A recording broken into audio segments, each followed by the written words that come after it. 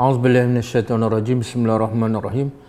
Alhamdulillahirabbil alamin. Nahmaduhu wa nasta'inuhu wa nastaghfiruh. Wa na'udzu billahi min shururi anfusina wa min sayyiati a'malina. May yahdihillahu fala mudilla lahu wa may yudlil fala hadiya lahu. Asyhadu an la ilaha illallah wahdahu la syarika lah wa asyhadu anna Muhammadan abduhu wa rasuluh. Subhanaka la ilma lana illa ma 'allamtana innaka antal alimul hakim. Allahumma 'allimna ma yanfa'una wanfa'na bima 'allamtana wa zidna ilma. Allahumma ati anfusana taqwaha wa zakkiha anta khairu man zakkaha anta waliyuha wa maulaha. Rabbi yassir wa la tu'assir, Rabbi tammi bil khair, amma ba'du.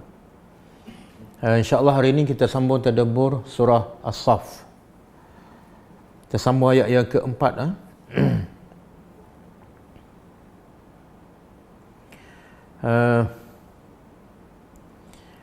Sebelum kita sambung, cuba tengok maksud ayat yang lepas dan kaitan dengan ayat yang kita akan belajar pada hari ini.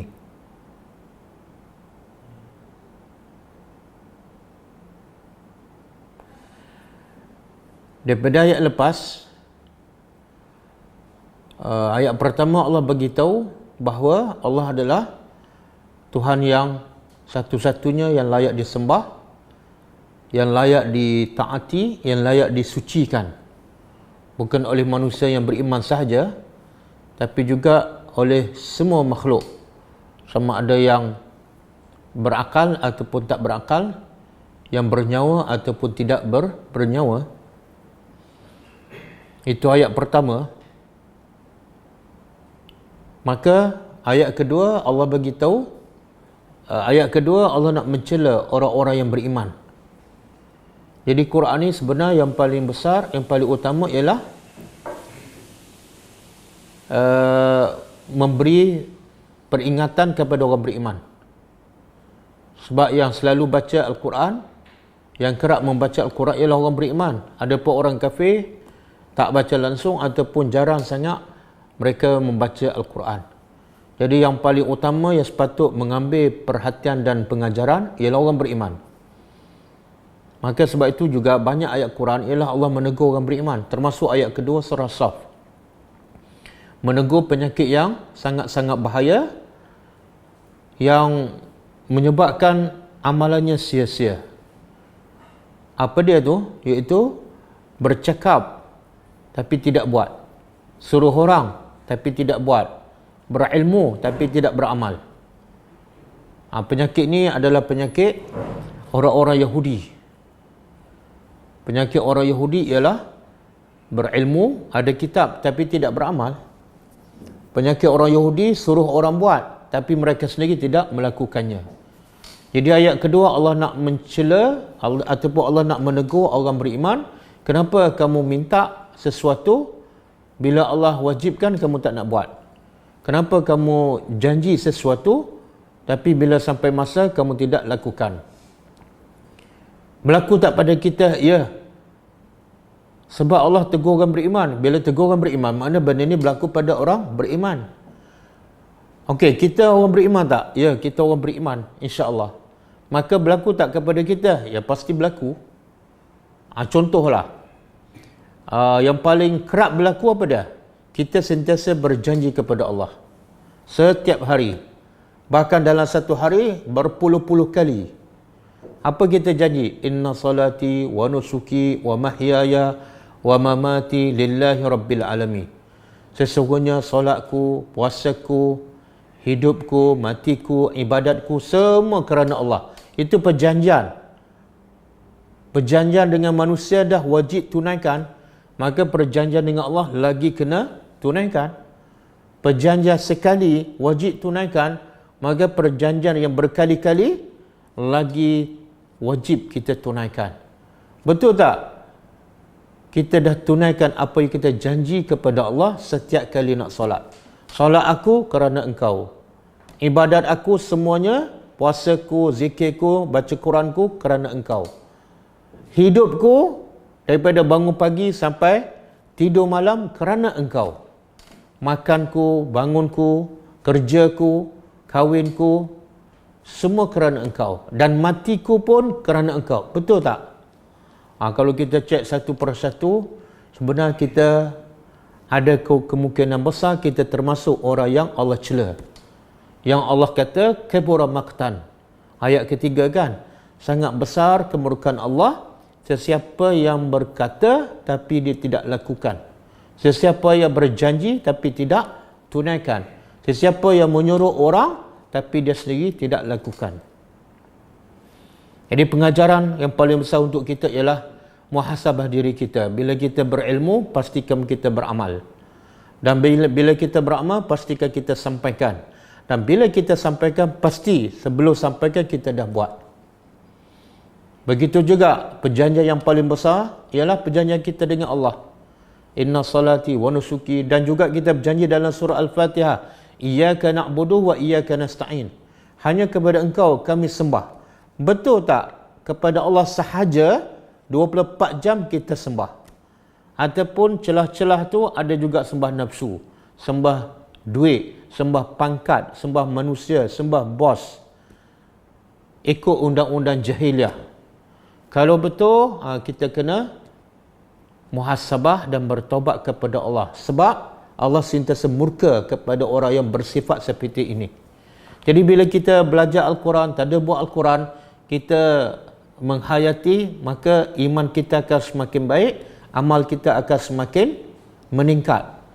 Yang rosak boleh dibetulkan, yang tak elok boleh diperelokkan. Dengan apa? Dengan ayat-ayat Al-Quran. Okey. Dan perkara ni berlaku tak kepada sahabat? Ya, berlaku. Cuba buka surah An-Nisa ayat 77. Surah An-Nisa ayat 77.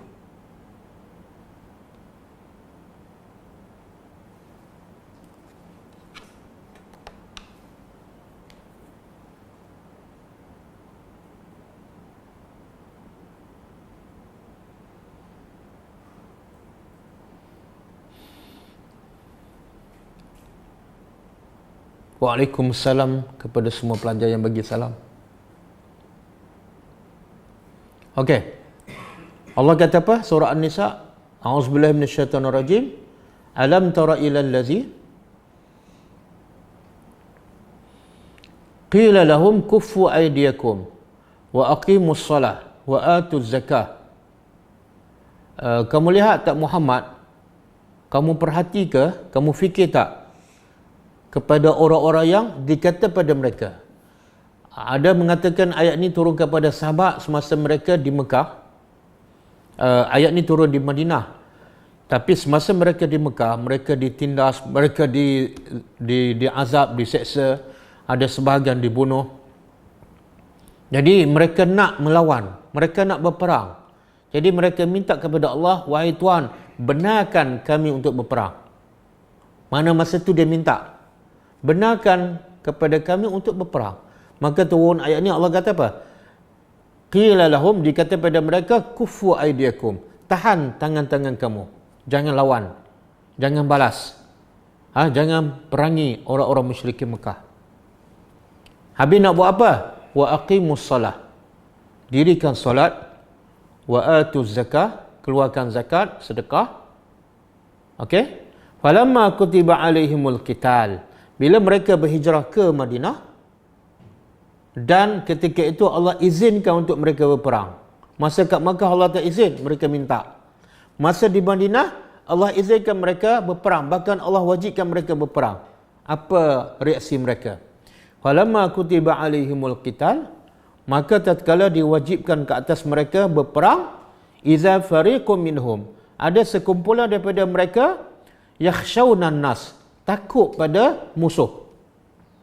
Bila nak berperang, kena berdepan dengan musuh, risikonya apa? Cedera, mati, hilang harta. Maka mereka, sebahagian mereka dah mula rasa takut kepada manusia, ka khasyatillah, sehingga tahap takut mereka pada manusia macam mereka takut pada Allah, seolah Allah dengan manusia dah sama. Au asyadda khasyah, ataupun mereka ketika diwajibkan berperang, mereka lebih takut pada manusia daripada Allah. Lalu mereka juga berkata, waqalu rabbana. Mereka yang minta berperang masa kat Mekah, bila diwajibkan, mereka kata apa? Rabbana, wahai Tuhan kami, lima katabta alaina. Kenapa engkau wajibkan ke atas kami al-qital, berperang? Dulu minta. Sekarang bila Allah wajibkan, mereka persoalkan. Ini yang Allah murka ni. Lima taquluna ma la taf'alun. Kenapa kamu cakap apa yang kamu tak buat? Dulu kamu cakap nak berperang. Sekarang bila aku wajibkan, kamu tak nak berperang. Kenapa? Kabura maktan.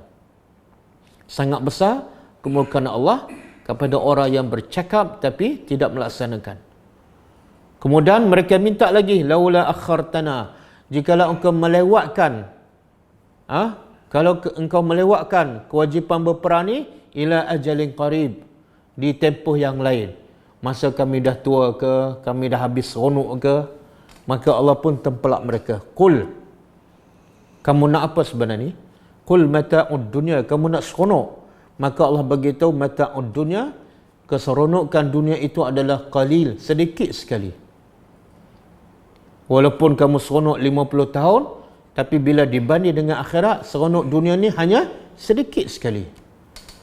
Wal akhirah, sedangkan akhirat itu khairun, lebih baik.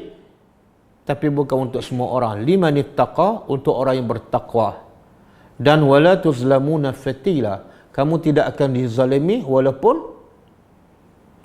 sekecil zarah, sebesar zarah. Maknanya kalau kamu buat jahat, sebesar zarah pun kamu akan dibalas sebesar zarah. Kalau kamu buat baik, akan dibalas, kamu tak akan dizalimi. Jadi ayat ini, ayat An-Nisa ayat 77, sebenarnya inilah antara gambaran bagaimana para sahabat Nabi ada juga penyakit ni. Mereka minta sesuatu, bila diwajibkan, mereka tak nak buat. Mereka rasa takut pada manusia. Jadi, pengajaran untuk kita, bila nak belajar, pastikan niat betul-betul ikhlas untuk beramal. Supaya dengan niat ikhlas kita, Allah permudahkan kita untuk beramal. Jadi mudah dan jadi ringan. Yang kedua, bila kita dah beramal, niat kita untuk sampaikan. Semoga dengan niat yang ikhlas dan betul, Allah permudahkan untuk kita sampaikan setelah kita beramal. Dan semoga kita tidak termasuk dalam golongan orang yang sangat dimurkai oleh Allah. Okey? Jadi kita sampai ayat 3. Jadi ayat 3 tu Allah nak mencela orang yang tak suka buat apa yang diminta dulu. Kita sambung ayat yang keempat.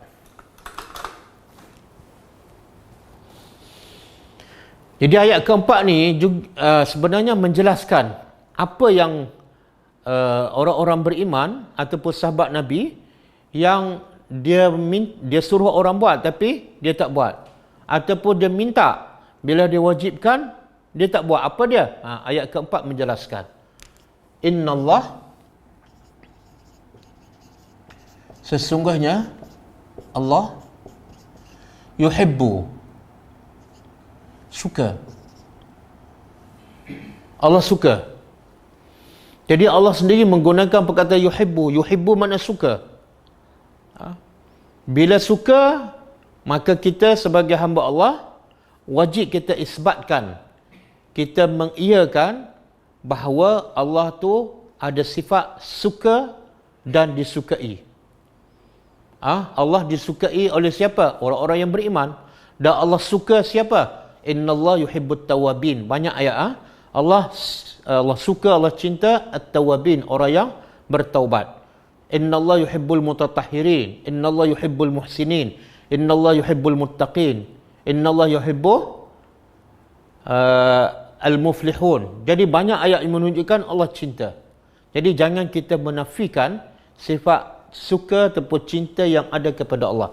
Cuma kita kena jelas, sifat cinta, sifat suka yang ada pada Allah tak mungkin sama dengan sifat suka dan cinta yang ada pada makhluk.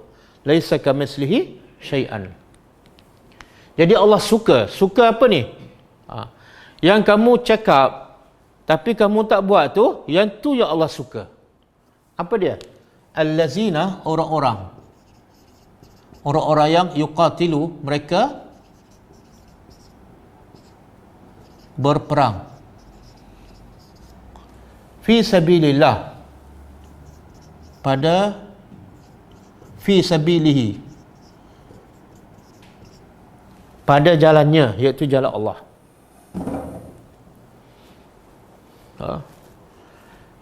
Jadi pertama Allah suka yuqatiluna, orang yang berperang. Allah suka satu orang berperang ataupun berjihad.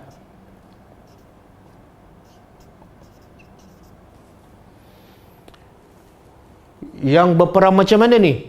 Fi sabilihi, pada jalannya, pada jalannya, pada jalan Allah. Maknanya Allah nak beritahu bukan semua orang berperang Allah suka. Kalau dia berperang untuk pertahankan negara, Allah tak suka. Berperang kerana pertahankan kebangsaan, Allah tak suka. Berperang kerana pertahankan kaum, Allah tak suka. Yang Allah suka satu je, iaitu pada jalan Allah. Apa maksud pada jalan Allah? Apa saja usaha yang dilakukan untuk menyampaikan kepada Allah Subhanahu wa taala. Sebab tu dipanggil fi sabilillah. Fi sabilillah. Fi sabilillah. Kenapa dipanggil jalan Allah? Sebab jalan ni pertama Allah yang tetapkan, maka dipanggil jalan Allah. Jalan ni Allah saja yang ditetapkan, bukan manusia, bukan Nabi. Maka bila Allah yang tetapkan, dia panggil jalan Allah. Yang kedua, jalan Allah dipanggil jalan Allah sebab apa? Kalau kamu ikut jalan ni, kamu akan jumpa Allah. Macam kita kata jalan ke Ipoh. Maksud apa tu? Kalau ikut jalan ni, kita akan jumpa Ipoh. Maka begitu juga fisabilillah ialah jalan yang kalau kita ikut, insya-Allah kita akan jumpa Allah Subhanahu wa taala. Jadi yang Allah suka pada pertama orang yang berperang, yang kedua yang berperang kerana Allah. Di sini maksud berjihad. Bila berjihad sebenarnya bukan mesti dengan senjata. Ulama membahagikan berjihad tu kepada dua. Satu berjihad dengan lisan, dengan lidah ataupun dengan hujah. Hujah orang beriman ialah Al-Quran dan Sunnah. Iaitu kita berdakwah. Sebenarnya berdakwah itu adalah berjihad. Cuma berjihad dengan hujah. Yang kedua, berjihad dengan senjata. Iaitu berperang menentang orang kafir. Jadi berperang ni wajib ke sunat? Berperang dengan senjata. Berperang dengan lidah, dengan hujah, hukumnya wajib. Allah kata wal takum minkum ummatun yad'una ilal khair. Hendaklah ada sebahagian kamu yang menjadi satu kumpulan yad'una ilal khair, yang sentiasa berdakwah mengajak manusia kepada kebaikan. Wa ya'muruna bil ma'ruf, dan menyuruh benda yang ma'ruf, wa yanhauna 'anil munkar. Wajib. Nabi juga sebut balighu anni walau ayah, sampaikan dariku walaupun satu ayat, menunjukkan wajib. Dan Nabi kata man ra'a minkum munkaran falyughayyirhu biyadihi. Siapa sahaja melihat kemungkaran, kena ubah. Kena ubah tu menunjukkan wajib. Itu jihad dengan lidah. Jadi jihad ni satu dengan lidah ataupun hujah. Yang kedua dengan senjata. Jadi jihad dengan lidah wajib kepada semua orang mengikut kemampuan masing-masing. Adapun berjihad dengan senjata tak wajib kepada semua orang dan bukan wajib di semua keadaan. Allah sebut dalam surah Al-Baqarah, waqatilu fi sabilillah allazina yuqatilunakum. Hendaklah kamu perangi pada jalan Allah siapa? Allazina yuqatilunakum, orang yang memerangi kamu. Jadi bila wajib berjihad dengan senjata? Bila ada orang perangi kita. Dan itu pun kata ulama bila kita ada kemampuan. Kalau kita tak ada kemampuan, tak ada kekuatan, jangan lawan. Sebab itulah Nabi masa di Mekah, walaupun Nabi dan sahabat diperangi oleh orang musyrikin Mekah, Nabi tak lawan. Sebab apa? Tak cukup kemampuan. Kalau Nabi lawan masa tu, seumpama membunuh diri. Okey? Jadi wajib berperang dengan senjata. Bila tu? Pertama, bila kita diserang. Yang kedua, bila kita ada kemampuan, kekuatan, persediaan. Yang ketiga, bila ada halangan yang menghalang kerja dakwah. Sebab itulah Islam tak berlaku. Peperangan tak berlaku. Islam tak tersebar dengan peperangan. Kena jelas. Islam tak pernah tersebar dengan senjata. Islam tersebar dengan hujah ni. Ataupun dengan akhlak. Fakta sejarah, kalau kita baca sejarah Nabi dan para sahabat, Islam tersebar seluruh dunia dengan akhlak ataupun dengan hujah. Bila berlaku peperangan, bukankah banyak berlaku peperangan di zaman Nabi? Ya. Bila berlaku tu? Bila ada orang menghalang dakwah. Ini sepatut dakwah daripada Mekah ni. Sepatut dakwah pergi ke Madinah. Kemudian pergi ke Afrika. Bila ada halangan kat sini ataupun halangan kat sini, maka Nabi akan tawarkan, sama ada kamu masuk Islam, ini contohlah Madinah, ataupun pilihan kedua, kalau tak nak masuk Islam, tunduk kepada kuasa Islam, kerajaan Islam, dan bayar jizyah, bayar cukai. Kalau tak nak juga pilihan kedua, Nabi akan perangi. Kenapa kena perangi? Sebab mereka menghalang Islam sampai pada di kawasan itu. Jadi peperangan itu adalah pilihan yang terakhir. Bila ada halangan. Kenapa kena perangi bila ada halangan? Sebab Islam adalah satu benda yang paling penting dalam hidup manusia. Lebih penting daripada makanan. Saya bagi contoh, analogi. Ada orang lapar, kebuluran. Kita ada makanan, kita nak sampaikan makanan tu pada orang tu. Kalau kita tak bagi, dia mati. Tiba-tiba ada orang menghalang kita. Maka ketika itu kita boleh perangi orang itu. Sebab apa? Sebab dia menghalang kita untuk menyelamatkan orang. Itu baru nak selamatkan apa? Nak selamatkan fizikal dia. Pun kita kena perangi. Sebab dia menghalang daripada satu nyawa dia selamatkan. Maka dengan berdakwah, bukan setakat nak selamatkan fizikal manusia, nak selamatkan fizikal dan roh dan hati manusia daripada dibakar dalam neraka. Maka siapa-siapa yang menghalang daripada dakwah sampai ke mana-mana, bila dia menghalang, masa tu baru boleh memerangi mereka. Selagi mereka benarkan kita berdakwah, walaupun negara mereka kafir, jangan berperang. Okey? Jadi lebih kuranglah syarat nak berperang ni dengan senjata 3. Pertama, bila orang serang kita. Yang kedua, bila kita ada kemampuan. Yang ketiga, bila ada halangan yang menghalang untuk kita menyampaikan Islam. Dan pastilah masa tu kita ada kerajaan ataupun ada kuasa. Sebab tu kita boleh serang. Kalau kita pun lemah, tak cukup syarat. Okey? Jadi saya ulang, Islam pada asasnya tersebar dengan hujah ataupun dengan akhlak. Bukan dengan senjata. Senjata adalah pilihan yang terakhir. Okey? Jadi Allah suka ni. Kenapa Allah suka orang yang berperang pada jalan Allah? Yang ketiga pada saffan, dalam keadaan berbaris. Saf. Saf ni makna barisan.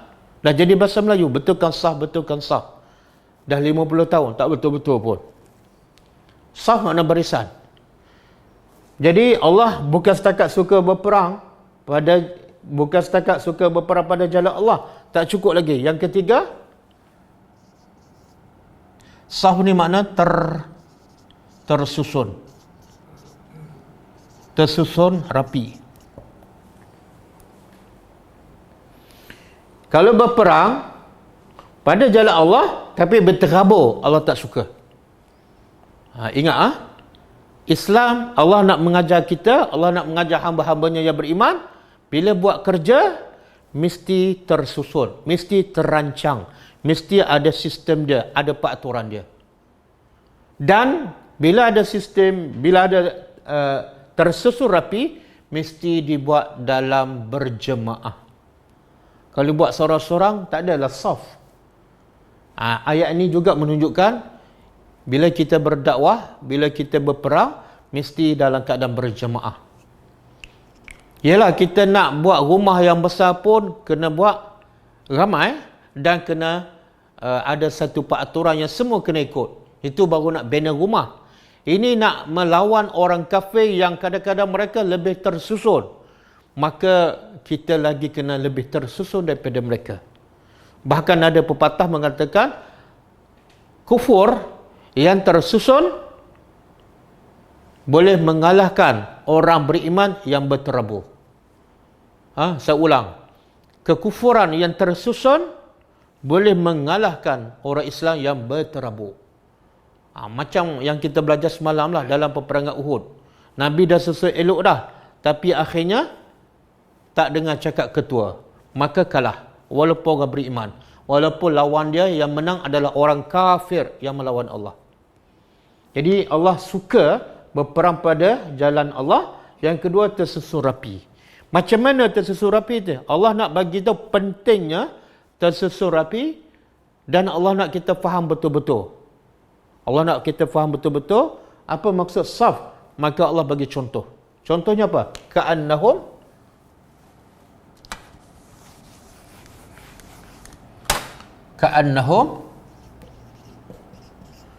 seolah mereka bunyan. Apa makna bunyan? Biasa kita dengar perkataan bunyan daripada majalah Mustika kan? Orang bunyan. Tapi kita kadang-kadang jumpa bunyan dalam Quran, kita tak perasan. Bunyan dalam Al-Quran bukan maksud orang bunyan. Bunyan ialah binaan. Binaan. Marsus. Dia terjemah apa tu? Marsus.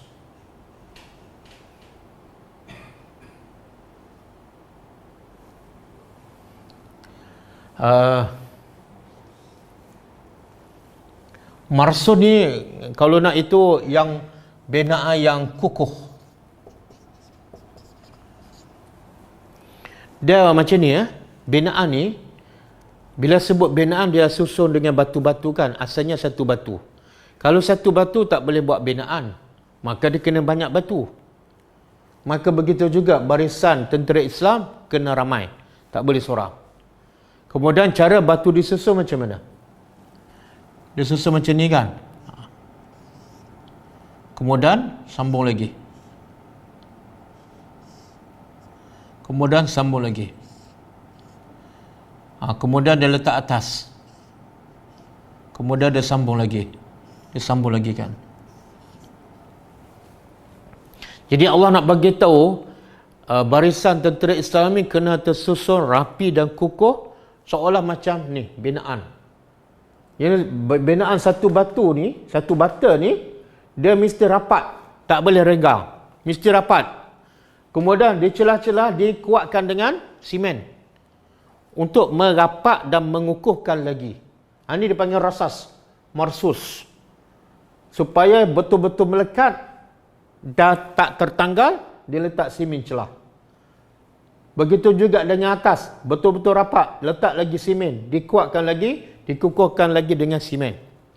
Dan kalau satu je tak ada, cuba bayangkan. Allah nak bagi tahu ni, barisan tentera Islam. Kalau satu tak ada, yang atas boleh jatuh. Bangunan boleh hancur hanya kerana satu bata je tak ada. Ataupun satu bata sengit je. Dia tak, bangunan tu, binaan tu tak akan kukuh. Jadi Allah nak gambar itulah yang Allah suka, kumpulan yang berperang pada jalan Allah, kemudian tersusun rapat. Bata ni mengukuhkan bata ni, bata ni mengukuhkan bata ni, bata ni mengukuhkan bata ni, saling kerjasama, saling kukuh mengukuh. Tidak ada perselisihan, tidak ada pergaduhan, tidak ada percanggahan. tidak ada dengki, tidak ada dendam, semua sepakat. Yang tu Allah suka. Kalau pergi berperang, ada nak dunia, ada nak akhirat. Ada kerana terpaksa pergi, ada yang betul-betul kerana Allah. Akhirnya bangunan tu, barisan itu tidak akan kukuh dan mungkin menyebabkan kalah. Okey? Jadi yang Allah suka ni bukan setakat berperang, tapi pada jalan Allah dan tersusun rapi. Maka apa kewajipan kita? Bila Allah kata Allah suka ni yang berperang pada jalan Allah dan tersusun rapi, apa kewajipan kita sebagai orang beriman? Kewajipan kita ialah kita wajib suka apa yang Allah suka. Kita wajib suka apa yang Allah suka. Apa dia? Berperang untuk mempertahankan agama Allah. Nabi bila ditanya oleh sahabat, orang yang berperang kerana dia berani. Ada yang berperang kerana hamiyatul jahilah, untuk menegakkan akidah jahiliah mereka ataupun nak menegakkan kebangsaan mereka. Yang mana satu berperang pada jalan Allah? Nabi jawab senang je. Nabi jawab, yang berperang pada jalan Allah ialah man qatala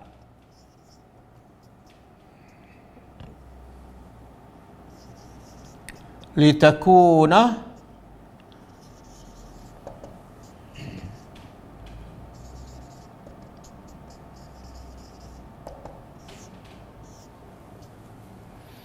ini definisi berperang. Iaitu Nabi kata man qatala, siapa yang berperang, tujuannya litakuna, supaya kalimah Allah. Kalimah Allah apa dah? Risalah Allah, mesej Allah, Al-Quran, sunnah Nabi, ataupun semua kehendak Allah. Jadi orang yang berperang pada jalan Allah ialah orang yang berperang supaya kata-kata Allah, kehendak Allah, hiyal ulia, menjadi yang paling tinggi sekali. Jadi bukan nak pangkat, bukan nak kedudukan, bukan nak harta, tak. Dia nak agama Allah tinggi je. Dia mati pun tak apa. Biarlah aku mati asalkan agama Allah tinggi. Bukan aku nak hidup walaupun agama Allah rendah. Itu bukan fi sabilillah, itu fi sabili an-nafsu. Okey? Jadi kalau kita beriman kepada Allah, kita kenal Allah, kewajipan kita wajib suka ni. Wajib suka. Walaupun apa? Risikonya apa? Risikonya mati, risikonya cedera parah, risikonya mungkin hilang harta. Tapi bila Allah suka, kita wajib suka. Dan Allah bagi banyak tawaran ataupun janji supaya orang yang beriman betul-betul suka kepada peperangan. Asalnya peperangan manusia tak suka. Cuba buka surah Al-Baqarah ayat 216. Surah Al-Baqarah ayat 216.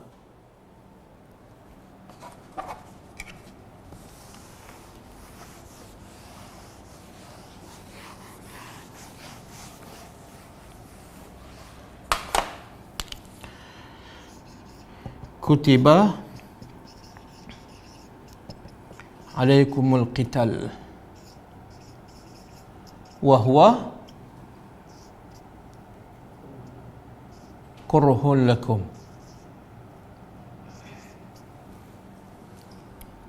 wa asa an takrahu syai'an wa huwa khairul lakum wa asa an tuhibbu syai'an wa huwa syarrul lakum. Tengok Allah bagi tahu kalau kita tak suka pada peperangan, sebab risikonya apa? Makna kita akan meninggalkan dunia lah, meninggalkan ahli keluarga, meninggalkan harta kita dan sebagainya. Allah pun bagi tahu, kutiba alaikumul qital, diwajibkan ke atas kamu qital, berperang. Wa huwa kurhul lakum, dan peperangan itu kurhun, dibenci ataupun tak disukai oleh kamu. Yalah, siapa suka berperang? Siapa suka cedera parah? Siapa suka mati, meninggalkan keluarga dan kesenangan hidup kat dunia? Maka Allah beritahu, wa asa an takrahu syai'an, semoga apa yang kamu benci tu, ni peperangan ni kamu bencikan. Maka Allah kata, apa yang kamu benci tu wahwa khairul lakum, ia adalah terbaik untuk kamu. Jadi Allah nak didik kita, bukan semua yang kita tak suka tak baik. Ada yang kita tak suka sebenarnya baik untuk kita. Termasuklah peperangan ni. Kita tahu tak, kita menjadi orang Islam ni sebab apa? Sebab apa kita jadi orang Islam? Sebab jihad yang dilakukan oleh Nabi dan para sahabat. Kalau tidak ada jihad, tidak ada peperangan, Islam hanya di Mekah aja dan mungkin mati di Mekah. Islam tak akan sampai ke China, tak akan sampai ke India, tak akan sampai ke Malaysia. Jadi kalau tak sampai, kita agak-agak agama apa? Tengok, yang kita benci itu sebenarnya baik untuk kita. Dan sebaliknya, wa asa an tuhibbu, moga apa yang kamu suka, syai'an, yang kamu suka itu apa dah? Duduk rehat, makan, minum, bekerja, melancong, wahwa syarrul lakum, sebenarnya dia boleh jadi buruk bagi kamu. Sebab apa? Dia semakin jauhkan kamu daripada Allah. Dia menyebabkan kamu tak buat persiapan untuk kematian. Jadi jangan ingat yang suka tu baik. Dan jangan ingat semua yang kita tak suka tak baik. Okey? Dan Allah juga bagi tawaran kepada orang yang berjihad dalam surah At-Taubah ayat 111. Surah At-Taubah ayat 11.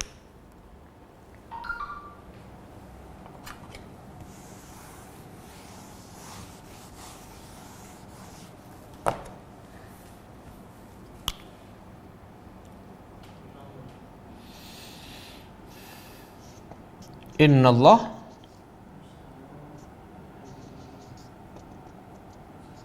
minal mu'minina anfusahum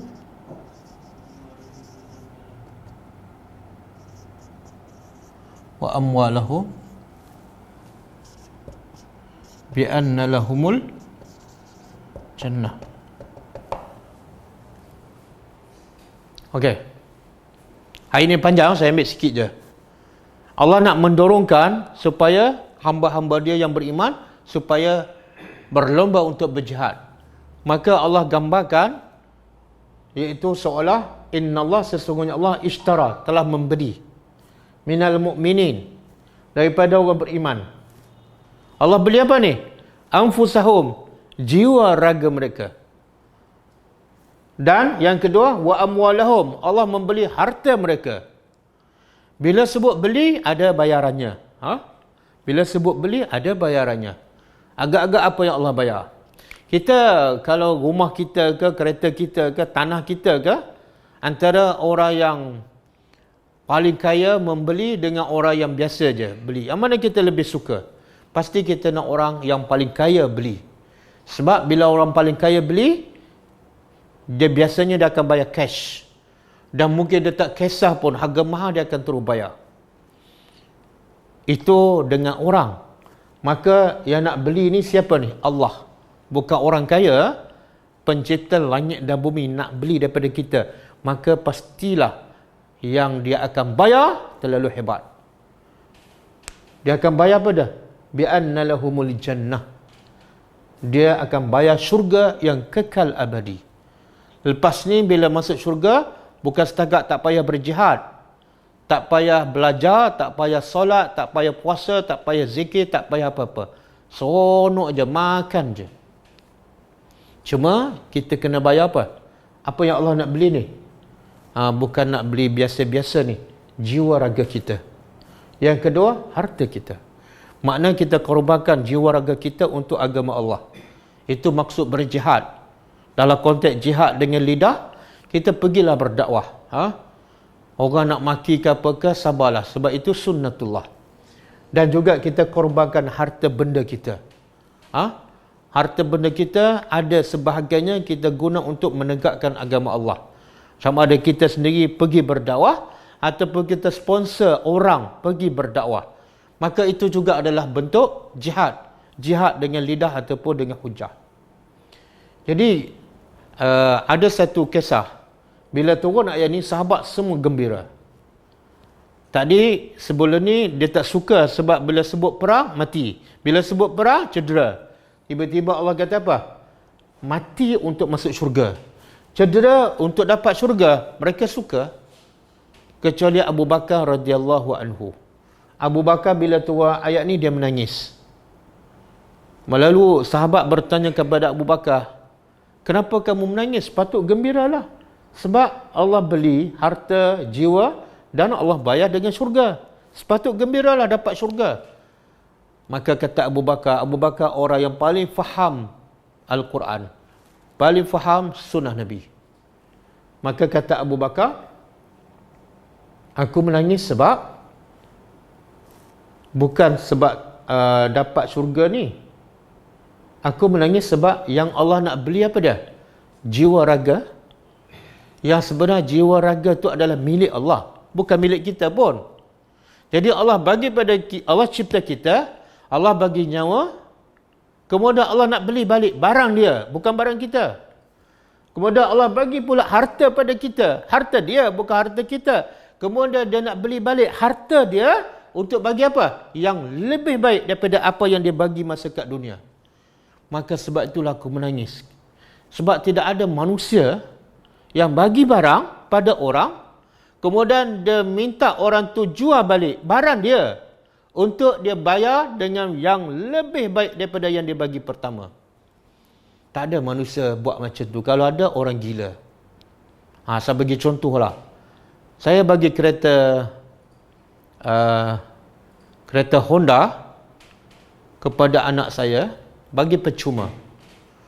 Kemudian saya beritahu lepas 5 tahun, saya beritahu pada anak saya, nak jual kereta Honda tu pada ayah. Pada harta tu, kereta tu saya punya. Jual kereta tu pada ayah dan ayah akan bayar dengan BMW. Agak-agak anak ni akan tangguh tak untuk jual Honda pada bapa dia? Dia tak akan tangguh. Sebab apa? Sebab dia yakin bapa dia memang akan bercakap benar dan akan bagi. Kalau bapa kita percaya, kenapa dengan Tuhan kita tak berapa percaya? Lambat je nak bagi roh kita, jiwa kita untuk dakwah kepada Allah. Susah je, kedekut je nak bagi harta ni. Sedangkan yang berjanji ni ialah Allah, pemilik syurga, pemilik dunia dan akhirat. Maksudnya kita ada masalah. Kurang yakin kepada Allah, kurang yakin pada janji Allah. Sebab itulah lepas turun ayat ni dan banyak lagi ayat, akhirnya sahabat yang tak suka berperang akhirnya berlomba, berebut nak pergi berperang. Sebab wasaddaqa bil husna. Mereka membenarkan semua janji Allah. Saya selalu cerita kisah seorang budak nama dia Umair bin Abi Waqqas. Umair bin Abi Waqqas.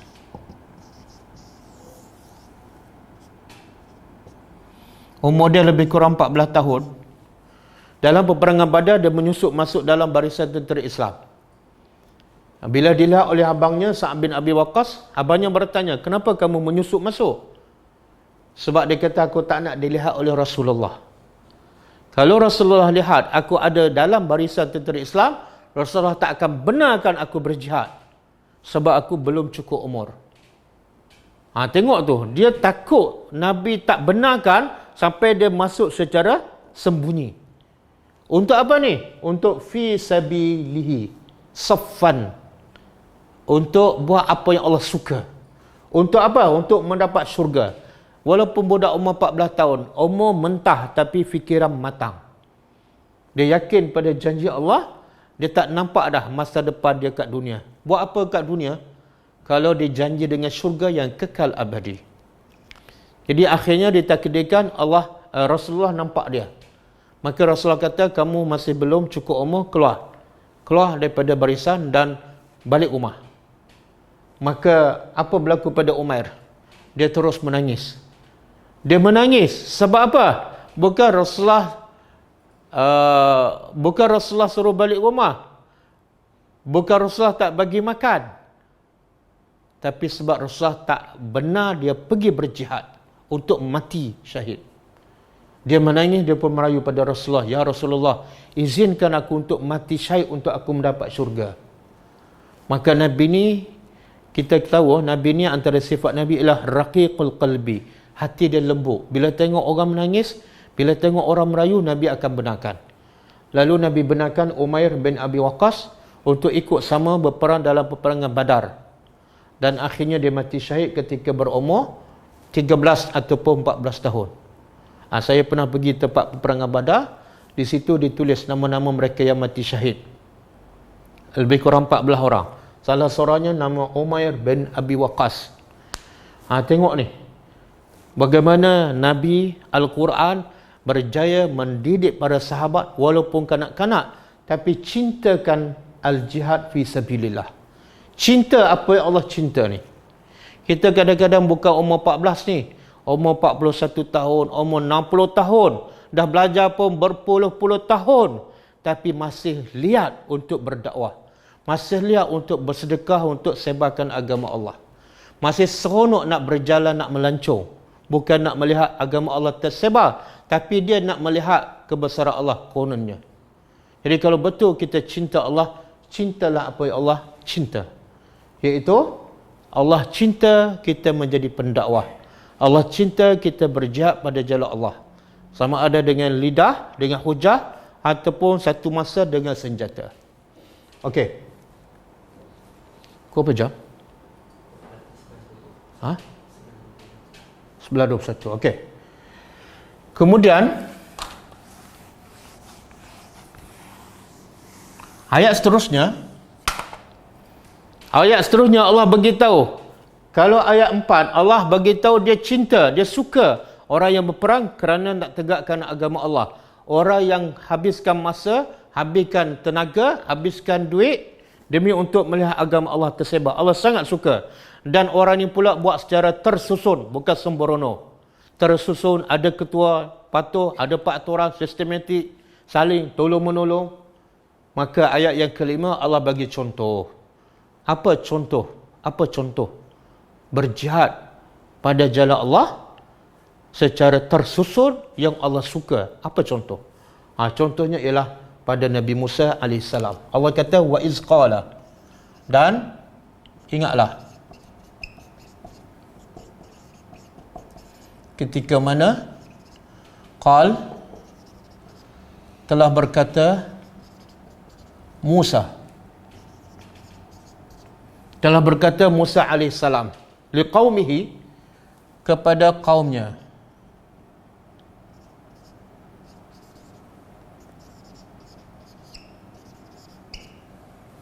ya qaumi, wahai kaumku,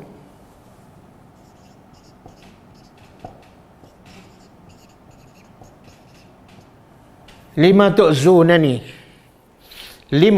Kenapa?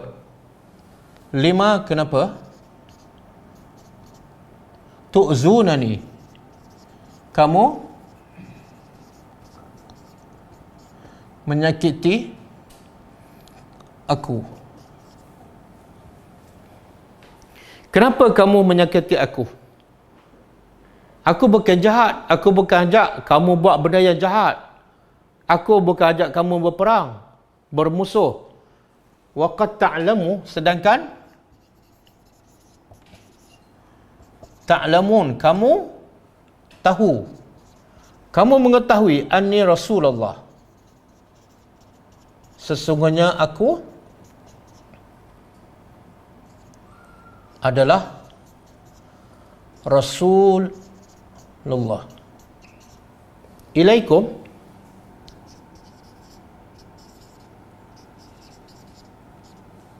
tengok Allah nak bagi tahu melalui lisan Nabi Musa AS betapa degil, betapa keras kepalanya kaum Bani Israel. Kenapa? Sebab dia sakiti siapa ni? Bani Israel, dia sakiti siapa? Yang buat zalim pada dia, Fir'aun. Yang membunuh anak lelaki, Fir'aun. Nabi Musa sentiasa buat baik pada Bani Israel, sentiasa ajak buat baik. Dan Nabi Musa lah berusaha pagi, petang, siang, malam nak selamatkan Bani Israel daripada dizalimi oleh Fir'aun. Tapi kaum inilah yang buat jahat dan menyakiti Nabi Musa. Orang yang sentiasa nak selamatkan mereka, orang inilah yang disakiti. Maka soalan ni Nabi Musa bukan nak jawapan. Lima tu bukan soalan, tapi bukan nak jawapan, tapi nak menimbulkan persoalan ataupun kepelekan, pelik bin ajaib. Aku usaha nak selamatkan kamu, aku utusan Allah, aku nak jauhkan kamu daripada kezaliman Firaun, tapi kamu pula sakiti aku. Kenapa? Soalan yang sangat-sangat pelik. Macam saya nak ajar pelajar menjadi baik. Nak ajar pelajar jadi orang beriman. Nak ajar pelajar beramal dengan sunnah Nabi. Tiba-tiba dia maki saya, dia kata saya bodoh, dia bakar kereta saya. Jadi saya pun tanya, kenapa? Saya tak pernah curi duit awak, saya tak pernah ajak awak bergaduh, saya tak pernah menyusahkan awak. Saya hanya ajak awak jadi orang beriman kepada Allah. Saya tak ada kepentingan. Kenapa sakiti saya? Apa sebab? Tak ada sebab. Okey? Satu. Jadi soalan ni Nabi Musa nak bagi tahu perbuatan kamu ni sangat tak masuk akal. Sangat di luar daripada kebiasaan. Sebab kamu sakiti orang yang nak buat baik pada kamu. Kamu sakiti orang yang nak selamatkan kamu. Kamu hampir-hampir nak jatuh telaga. Aku selamatkan kamu, kamu pula bagi penampar. Satu perkara yang tak boleh diterima akal. Satu. Yang kedua, Allah nak bagi tahu apa ni? Nabi Musa, kita tahu Nabi Musa adalah Nabi yang terbaik di kalangan Nabi Bani Israel.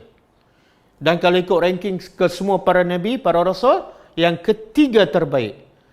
Pertama Nabi Muhammad, yang kedua Nabi Ibrahim, yang ketiga Nabi Musa AS. Dan kalau kita tengok antara kisah para Nabi yang paling banyak dicerita dalam Quran ialah kisah Nabi Musa.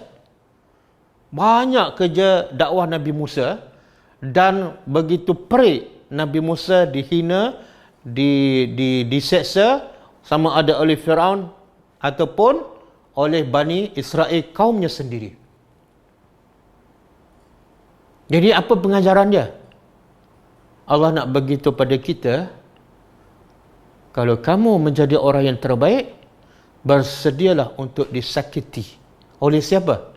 Bukan orang jahat. Oleh pengikut kamu sendiri. Kalau kamu jadi orang baik, bersedialah dari segi mental, fizikal untuk disakiti oleh orang, kadang-kadang orang paling dekat dengan kamu. Anak murid kamu, kadang-kadang anak kamu, kadang-kadang isteri kamu, kadang-kadang suami kamu. Bersedialah. Kenapa? Sebab Musa lebih baik pada kamu. Bani Israel lebih baik pada kamu. Dia bangsa yang mulia, kamu bangsa Melayu. Tapi sehebat Musa, sebaik Musa pun masih disakiti oleh kaumnya.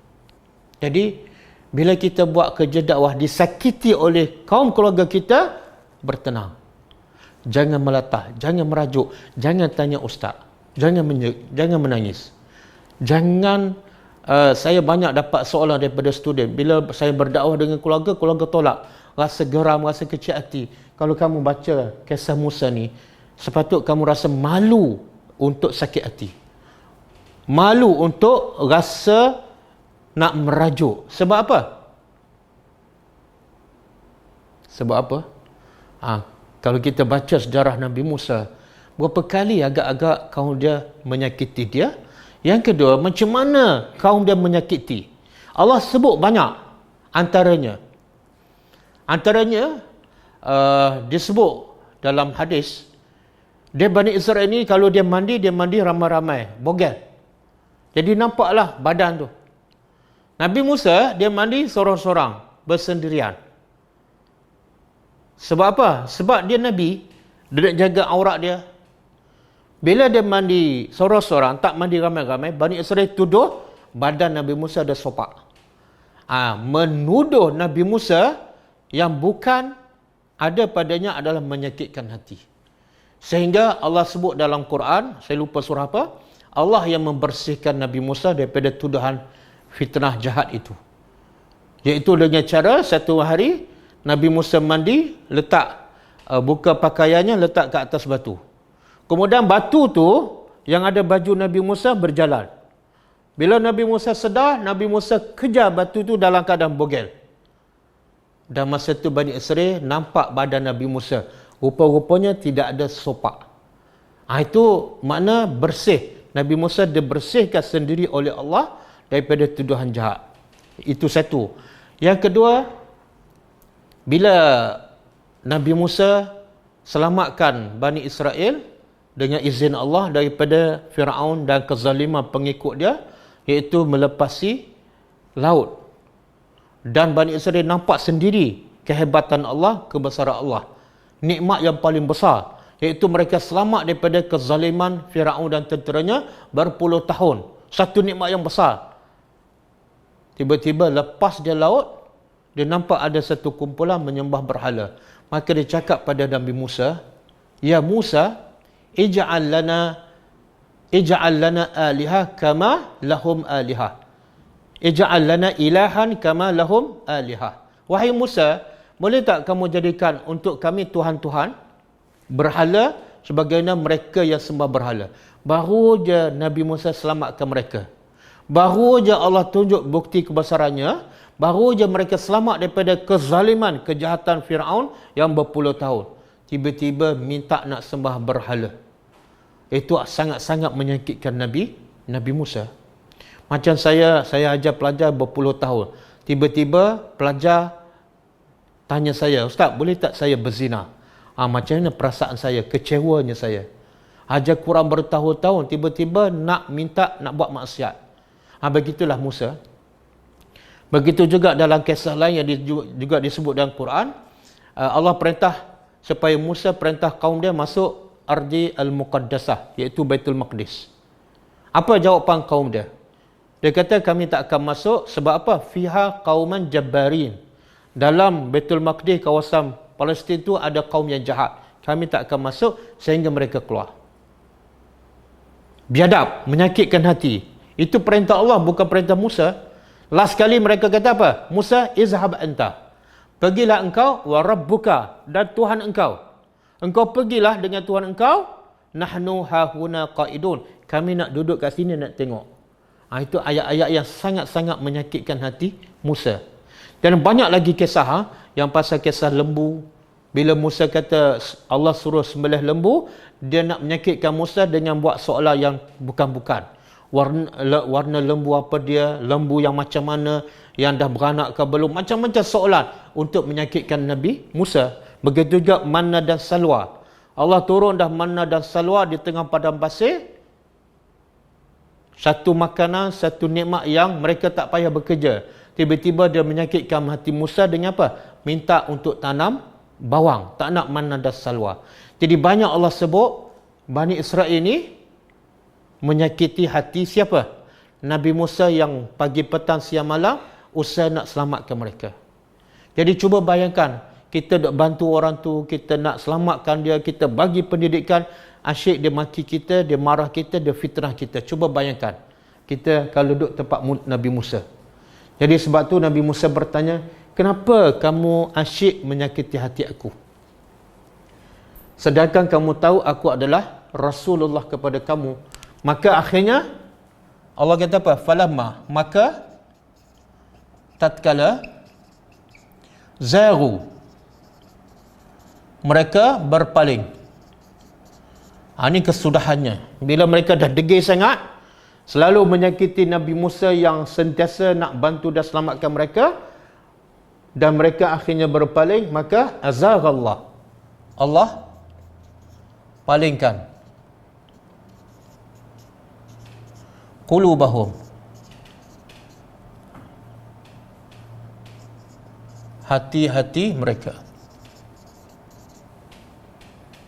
Ini ayat ni satu kaedah akidah dalam Islam, iaitu bila Allah sesatkan manusia ataupun apa punca Allah sesatkan manusia, jawapannya ialah zaru. Bila manusia pilih untuk sesat, setelah diberi pilihan, maka Allah pun sesatkan mereka. Semua manusia sesat dengan izin Allah, betul. Tapi punca Allah sesatkan manusia sebab manusia setelah diberi pilihan, akhirnya dia pilih untuk sesat, maka Allah sesatkan hatinya. Okey? Kemudian Allah bagi tahu sunnatullah dan Allah la yahdi, tidak akan